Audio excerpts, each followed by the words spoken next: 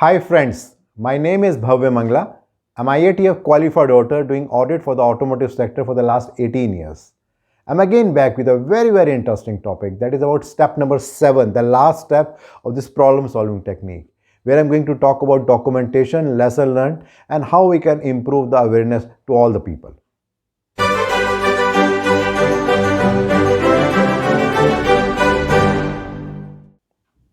Well, in general, when we talk about documentation, it's a very routine thing that we are doing it.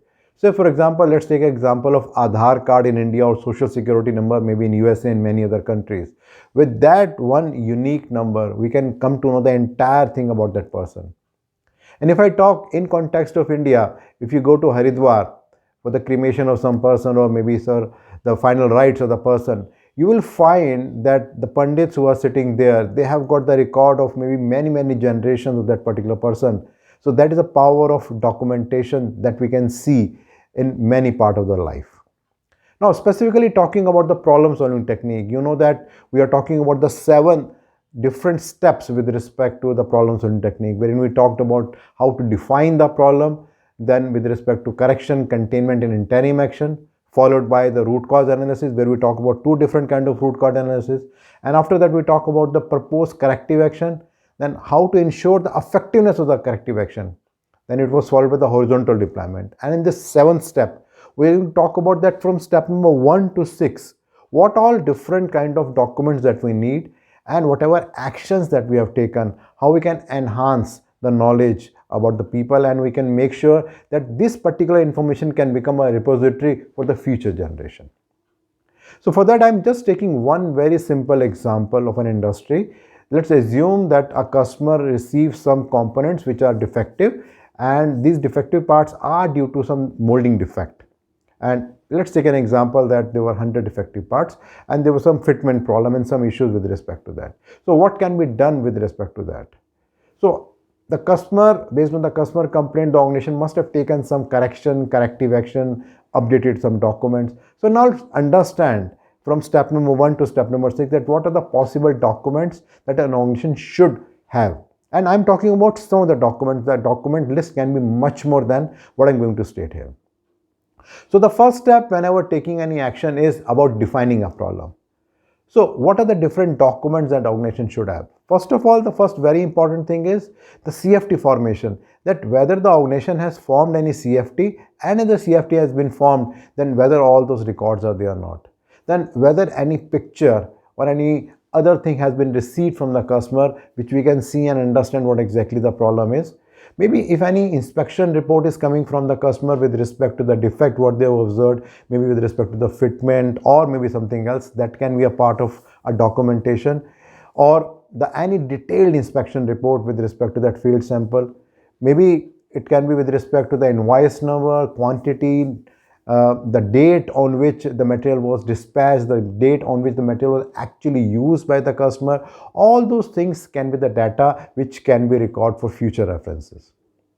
Now, talking about step number 2 with respect to correction, containment, and the interim action. Some of the documents which may be important at this stage, it can include, first of all, it can be about the communication with the client, that what kind of records we have with respect to the communication that we did with respect to the immediate correction and containment.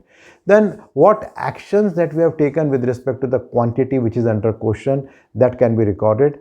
Then there are different steps that we can take with respect to correction and the containment. It can be with respect to rework, repair, segregation, scrap, deviation. So all the documents with respect to that, and whatever actions that we have taken as a part of correction, containment, and interim action, those things can also be a part of that. That brings point number 3 about the root cause analysis. Now in root cause analysis, we talked about 3-layered 5 analysis, wherein we talk about the problem, why it occurred, if it occurred, why it could not be detected, and what is the systematic failure. So with respect to the different why analysis, or maybe the Ishikawa diagram that we made, maybe the record of all the 5 whys that we made, that why it has all happened with respect to that, maybe the knowledge about the cross-functional team which participated in this particular discussion, because it may include the different interested parties outside the organization, maybe the customer or maybe some supplier can also be a part of that. Then what is the final root cause that has been identified, that can also be a part of that detailed information. That brings point number 4, the step number 4, about the proposed corrective action. So here is a step where you will find there are so many documents that will be generated, or there is a possibility that we are going to review and update many documents. So I'm going to talk about some of the key documents here. So first of all, maybe we can look into the internal and external context, which comes as per clause number 4.1, as well as the related risk analysis, which is a part of clause number 6.1, because that is a base document that needs to be reviewed first whenever something like that is happening. Then whenever we're making any corrective action plan, then a document, maybe an 8D or maybe any other template which may be decided by the customer, that what exactly we have written there, who is the responsible person. In case we have implemented any Poka Yoke, then what is the information with respect to that. If it has resulted in any calibration plan change, maybe earlier we are doing the calibration once in a year, but then based on the corrective action plan, we may have realized that no, it is too late, we should do it in 6 months. So that can be a part of that. In case we have provided any training, then records of the training and the updated skill metrics. It can also result in some new studies. It could be about measurement system analysis, about the process capability study, to see that whether our process is capable or not with respect to the newly identified critical characteristics, or maybe the critical characteristics which were earlier but not being given importance so far. Then there are so many other documents that needs to be reviewed and updated, which includes drawings, process flowchart, FMEA, control plan, standard operating procedures, 1-point lesson, skill metrics, machine history cards, supplier PPAP procedures, and you can name anything and you will find so many other documents. It can also result in maybe monitoring the shelf life, because the complaint can be with respect to the material which has been beyond the shelf life. So maybe a new plan with respect to the shelf life can be there. Maybe another plan with respect to the laboratory testing, maybe internal laboratory or external laboratory. It may result in reviewing our contingency planning, that whatever the contingency plan was there at this moment, it may not be sufficient. We need to look into that. And if you see, whatever I am talking so far, primarily it is talking about 4M change: man, machine, material, and method, process validation records. Then we can also look into that what are the different performance indicators that can get impacted with the corrective action plan. It can be with respect to overall equipment effectiveness, which we call it OEE, maybe about the customer complaints, rejections, warranties, cost of poor quality, inventory turnover time, customer satisfaction survey. All those things can be the proposed documents which can change in case of any proposed corrective action. So that brings point number 5. Here we are going to talk about the corrective action effectiveness implementation. That actions we have proposed, now maybe after a month or 2 months, we need to see that what exactly is the effectiveness of all those corrective actions. So primarily, if you see whatever documents that we have generated or we have initiated at the time of corrective action plan, we all need to see at this stage that whether all those documents have been effectively implemented, whether they are giving the result that we are intending or not. So in a way, I'm going to repeat about all the similar kind of documents that I talked earlier, and all those documents will include about the risk analysis document, about the lesson learned, the actual date of implementation, maybe the updated calibration records, the monitoring records of the Poka Yoke that we are doing it maybe every day, every week, every month. What exactly is the FMEA rating now? What is the action priority number after we made all those changes? That can be a part of that. What is the result of the preventive action checklist with respect to the tooling or with respect to the machine? It may result in some tool duplication plan. So what is the progress of the tool duplication plan with respect to that? Whatever 4M changes that we have proposed, what is the present result about that? The skill metrics that we had thought of updating at that time, whether actually it is giving the kind of results that we are expecting at that time or not. The result of the laboratories, that whether they are consistent, like every month then we are getting the test done from the laboratory, say for example the salt spray test or the vibration testing, whether it is still giving the same kind of results or not. The process capability studies, maybe in the beginning it was giving the good result, the process of within capable. Now after 3 months, whether still it is under the same capability stage or not. And whatever indicators that we talked about in the previous stage about OE, customer complaint, cost of poor quality, inventory turnover time, and all those documents, what kind of trend all these documents are showing at this particular time.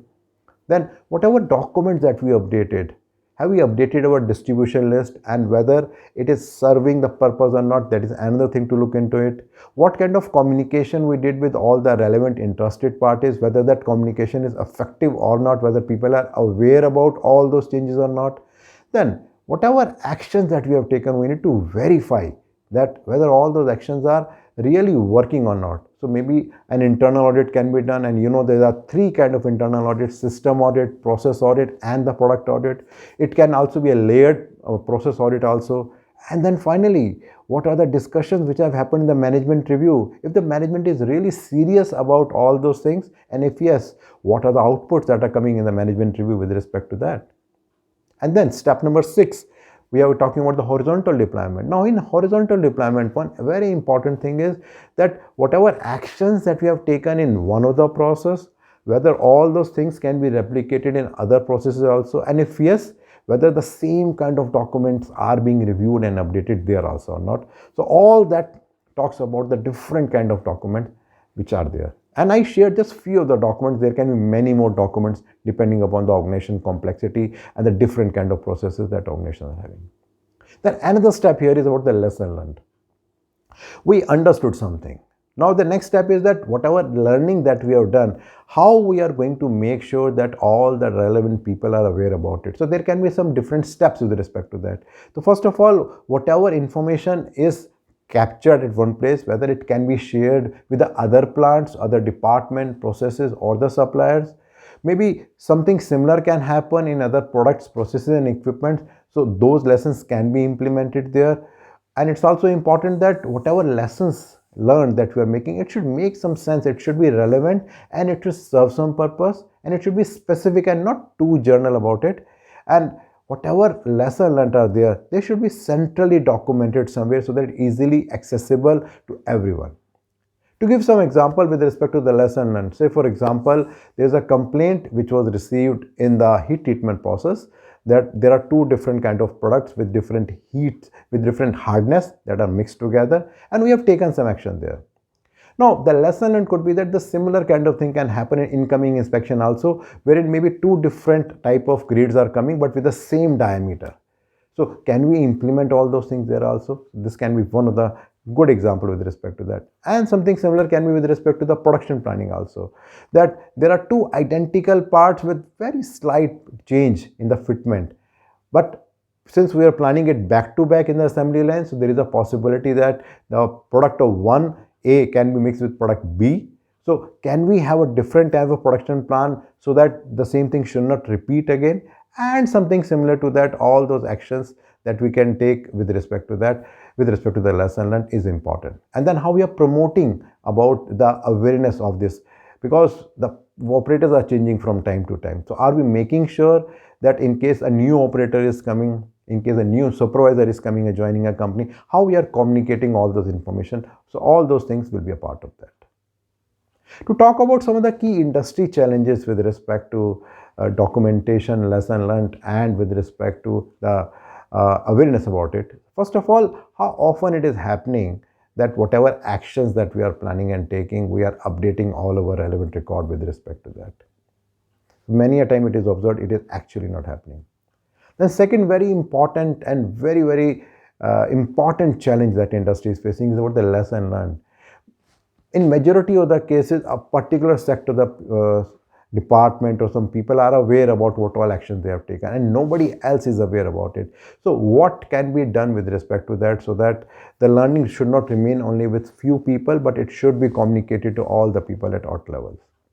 And thirdly, how often we are making sure that whatever things that we are learning from one particular process, we are communicating to different process owners, maybe to the supplier, other related industry parties, how often we are taking care with respect to that. So if I do a summary, I talked about the different kind of documentation, and wherein I talked about from step number 1 to step number 6, that what all possible documents are being generated at that stage or can be generated, and why that documentation is important. Then what is the purpose of lesson learned, and what are the different examples with respect to that, and what are the key challenges that industry is facing with respect to that.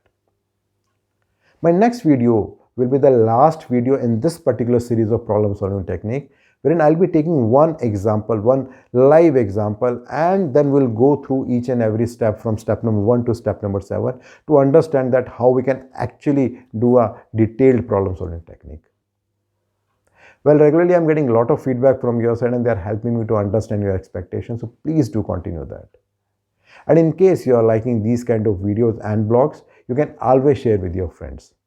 And you can always subscribe to my YouTube channel and my website, bhavyamangla.com.